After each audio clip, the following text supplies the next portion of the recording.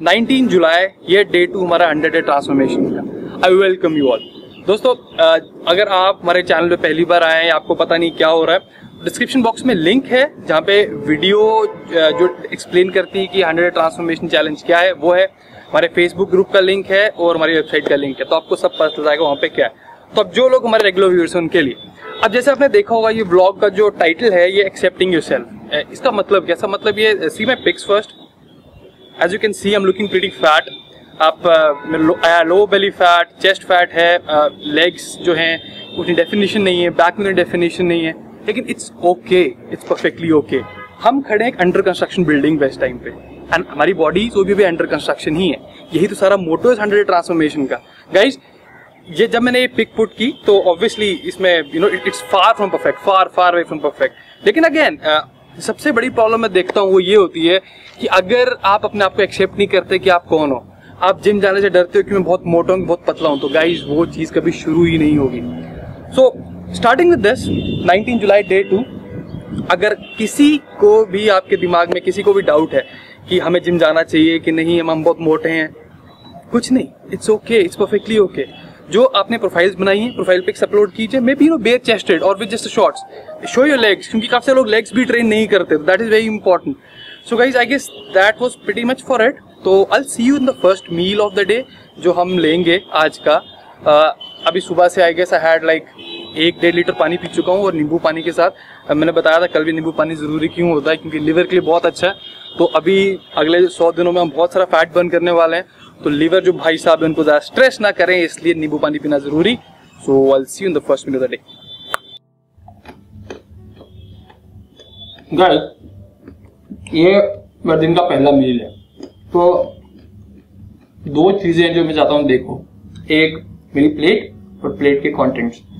अब प्लेट क्यों देखता हूँ, काफी सारे बैचलर्स रहते हैं हमारी तरफ, घर पे कोई होता नहीं काम करने वाला, बर्तन साफ करने वाला, वो लोग डिस्पोजेबल प्लेट्स यूज करते हैं रेगुलर यूज के लिए, काफी हद तक यूज करते हैं ताकि साफ ना करना पड़े। तो ऐसा नहीं करना चाहिए, क्योंकि बड़ी सारी डिस्पोजेबल प्लेट्स आती हैं उसमें फूड ग्रेड प्लास्टिक नहीं लगा होता। इसका मतलब क्या होगा, इसका मतलब ये हो गया कि आप गर्म चीज में डालोगे तो चांसेस बहुत होते हैं कि कोई डेडली केमिकल्स उनसे निकल के आपके फूड आइटम में चले जाए, तो आप वो बिल्कुल नहीं चाहोगे। तो इसलिए मोस्टली स्टील या कोई फूड ग्रेड प्लास्टिक रेगुलर पे घर पे रखिए। अब सेकंड चीज, अब देखिए मेरे पास क्या है, मेरे खाने में इस टाइम में है 2 होल एग्स और 5 एग वाइट्स हैं, तो 27 ग्राम प्रोटीन यहाँ पे। ये कोकोनट ऑयल में कुक किया। कल किसने कमेंट किया था, आई गेस उन्होंने बोला था कि आप कोकोनट ऑयल नहीं यूज करते, तो I do use coconut oil, मुझे बहुत पसंद भी है। लेकिन जिनको नहीं पसंद तो ऑब्वियसली वो घी या बटर यूज कर सकते हैं अपने एग्स बनाने के लिए। और साथ में है बीट रूट, ये मेरी बहुत पसंदीदा वेजिटेबल है, काफी लोगों को पसंद नहीं होती, लेकिन इसके फायदे बहुत सारे, खासकर जब फैट लॉस फेज पे हो तो आपके प्लेट में वेजिटेबल होना is like very very important. क्योंकि काफी देर बता चुका हूँ कि फैट लॉस फेज में आपका जो लिवर होता है बहुत यूज होता है, तो इसमें एक इसके फाइबर में एक्चुअली पेक्टिन होता है, और पेक्टिन आपके लिवर के लिए कमाल की चीज है। तो I guess that's pretty much it for meal number 1। और इसमें कोई कार्ब्स नहीं है मील नंबर 1 में, और मेरा कार्ब इंटेक आ जाएगा 215 ग्राम के आसपास। तो सेकंड मील होगा जब मेरा प्री वर्कआउट मील होगा, शेक होगा बेसिकली, तब मैं बात करूंगा आपसे आज, और बात करेंगे वर्कआउट क्या करना क्या नहीं करना। तो तब के लिए ओवर एंड आउट।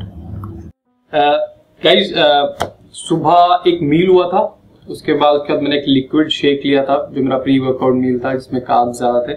अभी मैं प्री वर्कआउट ले रहा हूँ अपना, प्री कॉफी है, ब्लैक कॉफी। अब कुछ चीजें इसके बारे में बात करते हैं अभी कि एक तो आज का वर्कआउट, मेरी टी शर्ट देख सकते हैं, हार्डकोर बैक डे, क्योंकि आज बैक डे है हमारा, तो बैक सेंट्रिक डे होगा रादर, क्योंकि मेजरली अपर बॉडी पुल, मतलब अपर बॉडी की जो पुल मसल्स आपके बैक, बाइसेप्स, ट्रैप्स ये हिट करेंगे, और लोअर बॉडी पुश मतलब कि आपके क्वाड्स। अब जिनको पता नहीं मैं बता दूं, लेग्स में बेसिकली अगर अब देखा जाए तो 3 तरीके से क्लासिफिकेशन कर सकते हैं। कंप्लीट क्लासिफिकेशन नहीं है, लेकिन लगभग क्लासिफिकेशन। जो आपके आगे के मसल्स हैं, जो थाइस बोलते हैं, जिनको वो क्वाड्स होते हैं, उसके पिछली साइड को हैमस्ट्रिंग्स बोला जाता है। जिनको हिप्स होता है, इसके हिप जॉइंट के ऊपर जो मसल है वो ग्लूट्स बोला जाता है। तो आज एक्चुअली कल हमने हैमस्ट्रिंग्स हिट किए थे जो लोअर बॉडी थे, तो आज जो लोअर बॉडी में मसल को फिट करेंगे वो क्वाड्स होंगे, और अपर बॉडी के ऑब्वियसली पुल मसल्स। अब कुछ लोग बोल रहे हैं, जैसे मुझे कल भी कमेंट्स आए, कहते भैया ऐसा तो नहीं हो रहा है हम ज्यादा इतने मसल ग्रुप हिट कर रहे हैं एक बारी में, तो हाउ डज इट गो? कहीं सबसे पहले देखो, अगर जैसे हमने 4 मसल ग्रुप हिट कर रहे हैं तो हम ऐसा नहीं कर रहे कि चारों की हम 5-5 एक्सरसाइज लगा रहे हैं, 2-2 घंटे तक जिम में रह रहे हैं, बिल्कुल नहीं। ये वर्कआउट एक्चुअली आपका 45 मिनट्स में खत्म हो जाता है, 40-50 मिनट्स मैक्सिमम।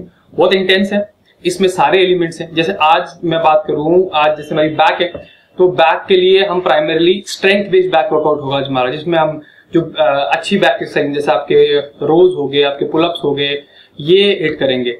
तो जो रेप स्कीम रहेगी बैक वाले में अगेन वो 5x5 रहेगी। अब मैं कल के वर्कआउट एग्जांपल लेके बोलूं तो ये चेस्ट कल 5x5 थी, तो अब कुछ लोगों ने क्वेश्चन किया था कि भैया 5x5 कम नहीं रह जाएगा। तो नेक्स्ट टाइम जो हम चेस्ट हिट करेंगे हम 3 बार ही हिट करेंगे कोई बॉडी पार्ट हम। ये इसलिए इंपॉर्टेंट है क्योंकि आज नेचुरल ट्रेनिंग्स हमें वर्कआउट से अपना प्रोटीन सिंथेसिस स्टिमुलेट करना होता है। मतलब वो 1 बॉडी पार्ट पर वर्कआउट जो वर्कआउट रूटीन होती है वो नेचुरल ट्रेनिंग्स को उतनी सूट नहीं करती। तो नेक्स्ट टाइम चेस्ट हिट करेंगे तब हम 8 to 10 रेपिटेशन वाली एक्सरसाइज करेंगे, तो उसके नेक्स्ट टाइम थोड़ा पंप वाली एक्सरसाइज करेंगे। तो उसकी परेशानी मत लीजिए आप, सारे जो रेप रेंजेस हम अच्छे से हिट करने वाले हैं। तो आज बस यही बात थी आई गेस प्री वर्कआउट के पहले। तो I be finishing my black coffee. और ब्लैक कॉफी के बारे में बात बोल दूं, जरूरत नहीं है, मत लीजिए ब्लैक कॉफी या प्री वर्कआउट या कुछ भी लो। किसका रीजन ये होता है कि अगर रेगुलरली हम इनको लेते हैं उनका काम जो असर होता है कम होता जाता, तो वो हम नहीं चाहेंगे। तो अंटिल अनलेस आप बहुत फटीग्ड हैं या थोड़े थके फील कर रहे हैं, किक चाहिए, तो तभी आप प्री वर्कआउट लीजिए। तो मिलता हूँ जिम में फिर, and let's have a kick S workout.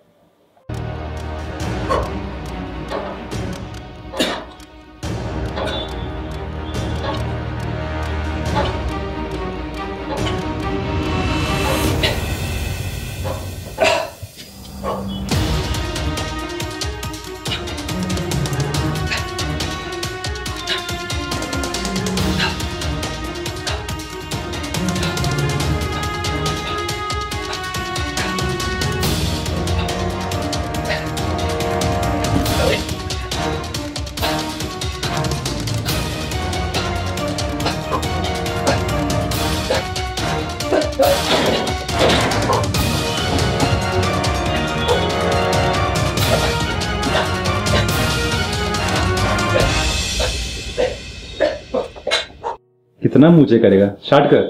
अच्छा शुरू हो गया, अच्छा ठीक है। गाइस वर्कआउट हो गया खत्म। देखो मेरे पास क्या क्या है, ऑलरेडी शो यू।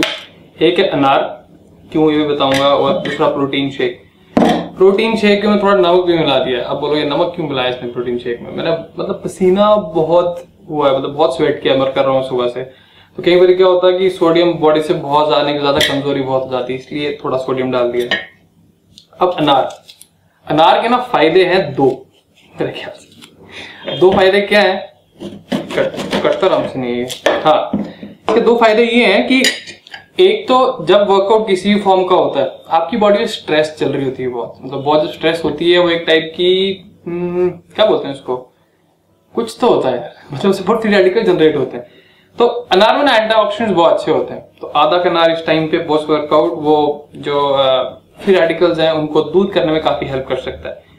ये तो छोटा फायदा था। बड़ा फायदा है इससे पेशेंस जनरेट होती है। देखो अभी खाने लायक नहीं हुआ है अभी भी खाने लायक नहीं हुआ है, कितने टुकड़े करने पड़ेंगे फिर जाके फाइनली होगा। तो पेशेंस और इसके एंटीऑक्सीडेंट्स की वजह से हैव योर अनार after your workout, may be आधा अनार depending upon what carb intake कितना है। तो सुबह से जो हमारे मील्स रहे अभी तक, एक इनिशियली अंडे वाला मील था, उसके बाद एक शेक था, और अभी ये 3rd मील है मेरा post workout meal. So I guess this is pretty much it. I guess you also had a killer workout. मेरा बड़ा अच्छा सा वर्कआउट आज हुआ, अच्छा लगा वर्कआउट करके। तो I'll see you at the next meal. ठीक है, टाटा। Guys ये अब पोस्ट वर्कआउट मील है, थोड़ा लेट हो गया क्योंकि भूख नहीं लग रही थी और थोड़ा काम कर रहे थे। तो अब इस पोस्ट वर्कआउट मील का स्ट्रक्चर देखिए आप अगेन, क्योंकि ये वीक जो पहला हमारा है स्ट्रक्चर्स बनाने के लिए ही है। तो इसमें चिकन है जो कि मेरा प्रोटीन सोर्स है। अगर आप वेजिटेरियन है तो ऑब्वियसली आप पनीर ले सकते हैं। यहाँ पे वेजिटेबल्स आपकी डाइट में होना जरूरी है। जैसे कल हमने जो मील शेयर किया था उसमें जो वेजिटेबल बनी थी उतनी सही नहीं बनी थी, मतलब हमारे जो गोल्स है उनको उनसे अलाइन नहीं होती। तो आज मैंने खीरा ले लिया। खीरा बहुत सिंपल है। सुबह का जो मील था उसमें बीटरूट था, तो 2 कलर की वेजिटेबल्स ऑलरेडी हो चुकी है मेरे मील में। अब तीसरी है रोटी। अब रोटी पे एक सबसे कॉमन क्वेश्चन ये आता है कि भैया इसमें इसके मैक्रोज क्या कैलोरीज हैं इसकी। अब मैं रोटी की बात करूं तो प्रेडोमिनेटली हमारा एक कार्ब सोर्स है, थोड़ा बहुत प्रोटीन भी इसमें होता है, लेकिन ये देखिए मेरी रोटी का साइज जो है, रोटी ऑलमोस्ट इसी साइज की बनती है, इसे थोड़ी बड़ी बनेगी, हल्की छोटी बनेगी। तो इस साइज की रोटी का जो कार्ब कंटेंट होता है वो 17 से 20 ग्राम के बीच में। अब 18 ग्राम एक एवरेज रोटी का जो कार्ब इंटेक है, नॉट इंटेक है, कार्ब कंटेंट है मान लीजिए, और 120-122 कैलोरीज के हिसाब से। तो आप जो डाइट प्लान बना रहे हैं अपना, तो उनको मैं बता दूं कि रोटी जो भी ले रहे हो तो 122 कैलोरीज की ले सकते हो।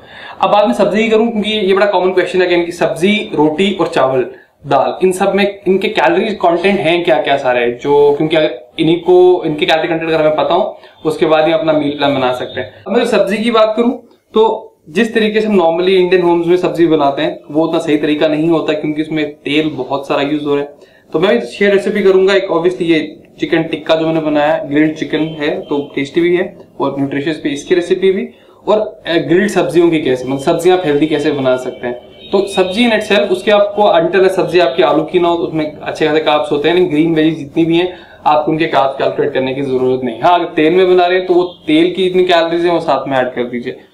तो I guess that's pretty much it for the post workout meal.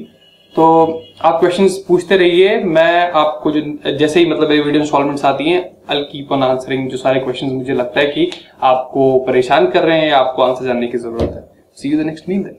Guys, Domino's में अभी तो ये कह रहे हैं हंगरी, क्या मतलब हंगरी तो है, लेकिन आकाश का पिज्जा खाता है लेकिन मेरा तो पानी पी के जाते हैं, क्योंकि जैसे हम इस ट्रांसफॉर्मेशन में आगे बढ़ते जाएंगे इससे एक बहुत बड़ा चैलेंज आएगा, वो ये होगा एक क्रेविंग्स का।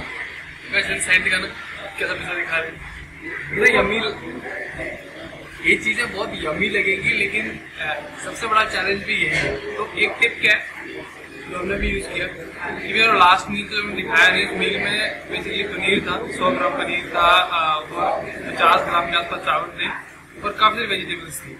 तो अभी ऐसी मार्केट आ रहे हो तो वो चीजें खा के आओ तो आपको भूख कम लगेगी या नहीं लगेगी।